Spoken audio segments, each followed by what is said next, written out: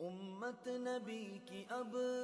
در مقتل ابھی پھر چند دن پہلے جب یہ بات ہوئی کہ اویسی صاحب بھی اور اوم پرکاش بھی اور چندر شیکھر بھی تینوں شیو پال سے ملے اور اچھی ملاقات ہوئی، تو میں نے اس کو ایک فعل نیک سمجھا، اور میرے نزدیک ضرورت اس بات کی ہے کہ ان سب کا اتفاق ہو۔ میں نے تو ظاہر ہے کہ یہ بات کہی ہے کہ جب تک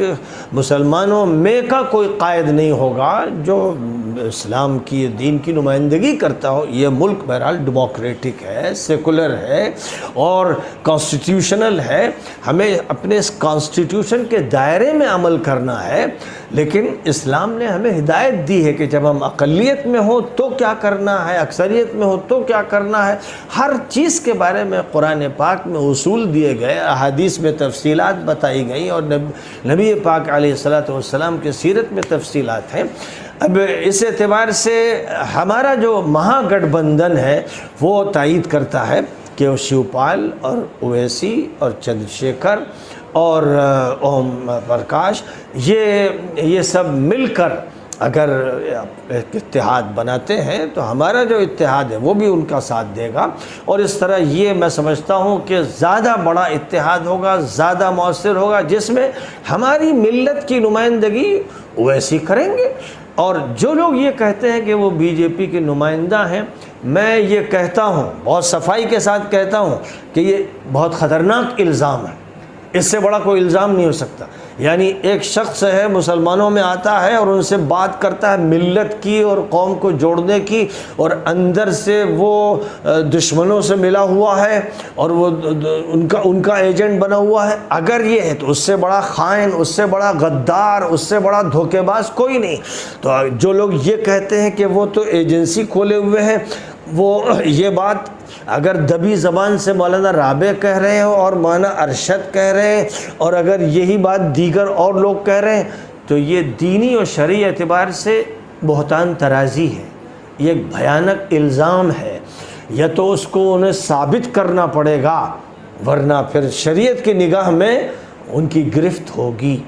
اور کسی پر الزام جائز نہیں۔ اور اگر فرض کیجئے کہ ان کے نزدیک ثابت ہے کہ یہ بی جے پی کے نمائندہ ہیں اور مسلمانوں کو نقصان پہنچانا ان کا مقصد ہے، یہ غدار ہیں اور مسلمانوں کے لیے بے وفا ہیں، تو ان پر فرض ہے کہ مسلم پرسنل بورڈ سے ان کا اخراج کریں۔ کیسی عجیب بات ہے، کیسا دوغلا موقف ہے کہ مسلم پرسنل بورڈ میں ان کا بڑا مقام بھی ہے اور ان کی دعوت پر اجلاس حیدرآباد میں بھی ہوتا ہے اور ان سے بہت بڑا ڈونیشن قبول کیا جاتا ہے، اور پھر ان کو ان کے بارے میں یہ بات چلائی جاتی ہے، اس طرح کا تاثر دیا جاتا ہے کہ وہ غدار ہیں، ملک کے غدار ہیں، ملت کے غدار ہیں، وہ ملت کو دھوکہ دے رہے ہیں۔ میں بالکل اس کو درست نہیں سمجھتا ہوں۔ یہ الزام تراشی نہ اللہ کے نزدیک درست ہے، نہ نبی کے نزدیک درست ہے، اور ضرورت اس بات کی ہے کہ انسان کی سچائی کو مانا جائے، وہ اللہ کو گواہ بنا کر جو بات کر رہا ہے، اور آپ کے کم نمائندہ ہوں لیکن آپ کے نمائندہ ہوں، مسلمانوں پر ذمہ داری ہے کہ وہ اپنے نمائندہ کی تائید کریں، آپ کے 50 ممبر اسمبلی میں پہنچ جائیں۔ یہ اس سے بہتر ہے کہ آپ کسی پارٹی کے غلام ہوں اور آپ اس کی بھیک کے منتظر ہو، اور پھر آپ ہی کے خلاف فساد ہو اور آپ کے لوگ مظفر نگر میں کاٹ دیے جائیں، اور آپ کی ایک باعزت شخصیت جناب اعظم خان صاحب کا ساتھ نہ دیا جائے، جس نے اپنی پوری عمر ان کے لیے وقف کر دی، وہ اس طرح ہو کے لگے کہ وہ سوتیلا ہے یا اس کا کوئی دیکھنے والا نہیں۔ یہ رویہ ہو تو یہ رویہ ہوتا ہی ہے اس لیے کہ جن کی سطح چھوٹی ہے، جن کے دماغ چھوٹے ہیں، ان سے اگر آپ بڑی توقعات قائم کر رہے ہیں اور آپ ملت کو حوالے کر رہے ہیں تو یہ ملت کے ساتھ جرم کر رہے ہیں۔ لہذا وہ لوگ جو ایک ایسے شخص کو اپنا قائد چن رہے ہیں، سیاسی قائد اور حکمرانی کے راستے میں قائد چن رہے ہیں، کہ جس کا کوئی نہ دینی مقام، نہ سماجی مقام، اور نہ اس کا کوئی اخلاقی دنیا میں مقام ہے، تو یہ کسی طرح جائز نہیں ہے، اور یہ دوغلاپن اور نفاق ختم کرنا چاہیے۔ ہمیں چاہیے کہ ہم اپنا قائد چنیں۔ مولانا علی میاں صاحب نے ڈاکٹر عبدالجلیل فریدی کو جب چنا تھا اور ان کی مدد کی تھی تو وہ جانتے تھے کہ یہ وزیر اعلیٰ نہیں بن جائیں گے، انہیں معلوم تھا کہ ان کو کچھ سیٹیں مل سکتی ہیں، لیکن یہ جانتے تھے کہ یہی دین سکھاتا ہے. جب انہوں نے علماء اور سیاست کے نام سے مضمون لکھا تھا تو وہ جانتے تھے کہ علماء کے سیاست سے الگ ہونا، کنارہ کشی اختیار کرنا یہ خودکشی ہے. اور ابھی میں نے آپ کے سامنے کاروان زندگی کے جو جملے پیش کیے ہیں پھر یہی یاد دلانے کے لیے کہ یہ مسلمانوں کی خودکشی کے مرادف ہے. لہذا ندوہ ہو یا دیوبند اور جو ہماری بڑی شخصیات ہیں، ان کا جو موقف ہوتا ہے کہ اندر کچھ اور باہر کچھ، زبان پر کچھ آ رہا ہے یا خاموشی اختیار کی جا رہی ہے، تو اتنے سنگین مسائل میں خاموشی کا جواز نہیں ہے. یہ وہ مسئلہ ہے جہاں آپ کو کھل کر کہنا ہے کیا کرنا ہے، مسلمانوں کو کیا کرنا ہے، کیوں کرنا ہے. اور میں یہ کہوں گا جناب اویسی صاحب سے کہوں گا کہ ایک لائیو ڈیبیٹ ہو جس میں ایک طرف مولانا ارشد ہو، مولانا محمود ہو، اور ایک طرف مولانا رابع ہو. ماشاءاللہ یہ سب بولتے ہیں، سب تقریر بھی کر لیتے ہیں، سبق بھی پڑھا لیتے ہیں. ایک طرف اویسی ہو. کسی چینل سے میں درخواست کروں گا کہ یہ ایک ڈیبیٹ چلایا جائے. بہت سے مسلمانوں نے چینل چلا رکھے ہیں، اب تو ماشاءاللہ علماء کے بھی چینل چل رہے ہیں. لہذا میں کہوں گا کہ علماء اپنے چینلز استعمال کریں اور رابطہ کریں. اور آج کل زوم کا جو طریقہ ہے اور الیکٹرانک میڈیا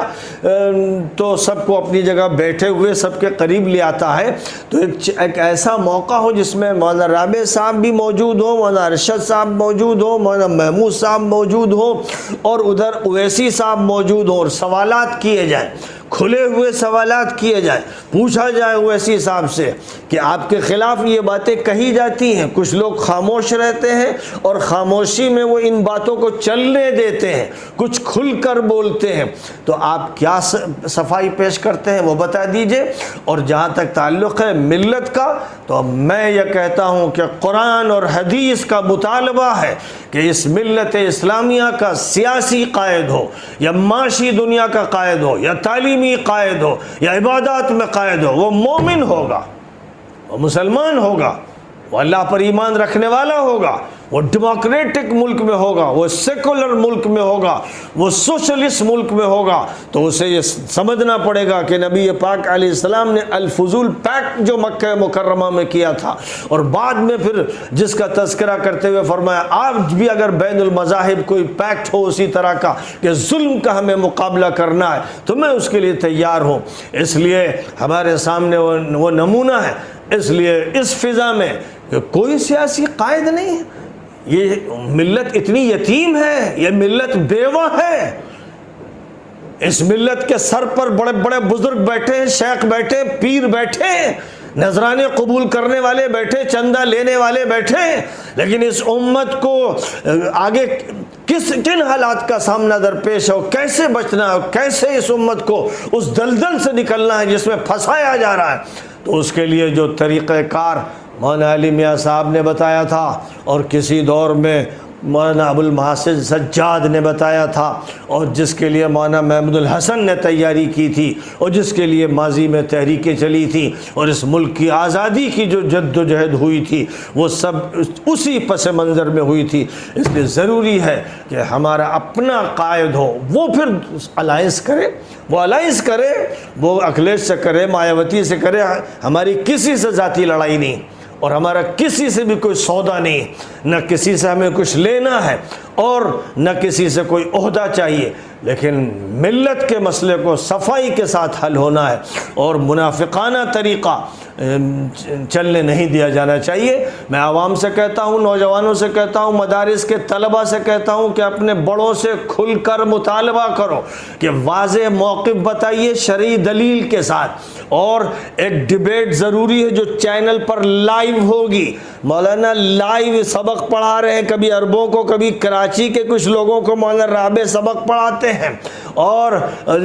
ٹی وی پہ آ کر بات کرتے ہیں. لہذا ان سے وقت لیا جائے اور مولانا ارشد صاحب سے وقت لیا جائے، اور مولوی محمود بھی ماشاءاللہ اب صدر جمعیت ہیں، ان سے وقت لیا جائے اور یہ کہا جائے کہ آپ یا تو کوئی قیادت پیش کیجیے، مومنانہ قیادت پیش کیجیے سیاسی میدان کے لیے، ملک کے ان حالات کے بحران کے علاج کے لیے، ورنہ آپ یہ تسلیم کیجئے کہ آپ کی سیاست کے اس بحران میں اسد الدین اویسی اس قیادت کے خلا کو پر کر رہا ہے۔ میرا اسد الدین اویسی سے اختلاف ہو سکتا ہے، اور انہوں نے جو موقف حیدرآباد میں اختیار کیا میں نے اس کو کینے کا موضوع نہیں بنایا، اپنے سینے کو صاف کر دیا، اس لیے کہ دین کا تقاضا ہے کہ میں اس کی مدد کروں، اس کا تعاون کروں جو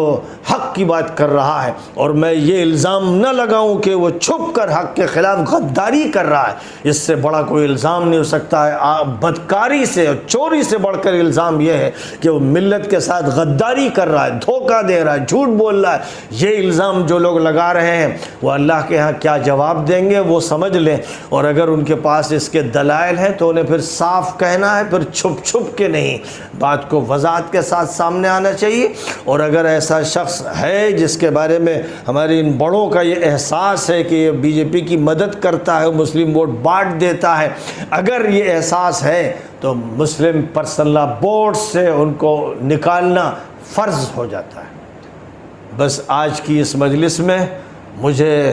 یہ بات کہنی تھی،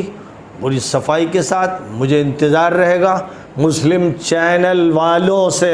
انتظار رہے گا، دیگر چینل والوں کو بھی دعوت دیتا ہوں، دیگر چینل والوں کو بھی دعوت دیتا ہوں کہ وہ جا کر انٹرویو لیں ندوے میں مولانا رابع کا، اور دیوبند و دلی جائیں مولانا ارشد کا انٹرویو لیں، اور مولانا محمود کا، اور جب وہ کہیں کہ ہمارا سیاست سے لینا دینا نہیں تو یہ صاف کہیں کہ پھر آپ اعلان کر دیجئے کہ ہمارا اسلام سے لینا دینا نہیں ہے۔ ہم جس اسلام کو مانتے ہیں وہ اسلام حکومت سے، سیاست سے، تمدن سے، معاشیات سے تعلق نہیں رکھتا ہے۔ قادیانی اسلام آپ کو عزیز ہے تو بہت اچھی بات ہے، اس کا اعلان کر دیجئے کہ ہمیں قادیانی اسلام چاہیے، لیکن اگر آپ اس اسلام کو مانتے ہیں جس کا ذکر اللہ نے قرآن میں کیا ہے، اور ایک آیت کریمہ جس سے میں نے آغاز کیا تھا، ان الحکم الا للہ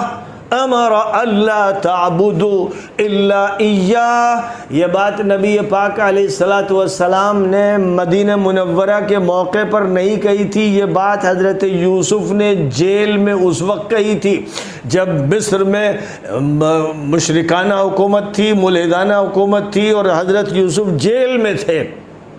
اور جیل میں جب وہ گفتگو کر رہے تھے قیدیوں سے تو ان سے بات صرف نماز کی اور تلاوت کی نہیں کر رہے تھے، بلکہ کہہ رہے تھے ان الحکم الا للہ، حکمرانی اللہ کی ہے، جیل میں کہہ رہے تھے۔ لہذا ضرورت اس بات کی ہے کہ یہ بات کہی جائے اور ہر جگہ کہی جائے۔ جب قرآن میں حضرت یوسف کی اس بات کا حوالہ آ گیا تو اب یہ بات لازوال ہو گئی، لافانی ہو گئی، ابدی ہو گئی، اور اب یہ قرآن کے اس دستور کی بات ہو گئی جس دستور سے اگر کوئی ہٹتا ہے تو وہ اسلام کی نمائندگی نہیں کرتا ہے، وہ یہودی اور نصرانی احبار و رہبان کا نمائندہ ہے، یا وہ قادیانی گھسپیٹیا ہے جو ہمارے درمیان داخل ہو کر اسلامی نظام کے خلاف باتیں کرتا ہے، اور اسلام کو اس نے صرف عبادات میں، اذکار میں اور کچھ رسومات میں محدود کر رکھا ہے۔ وآخر دعوانا الحمد للہ رب العالمین۔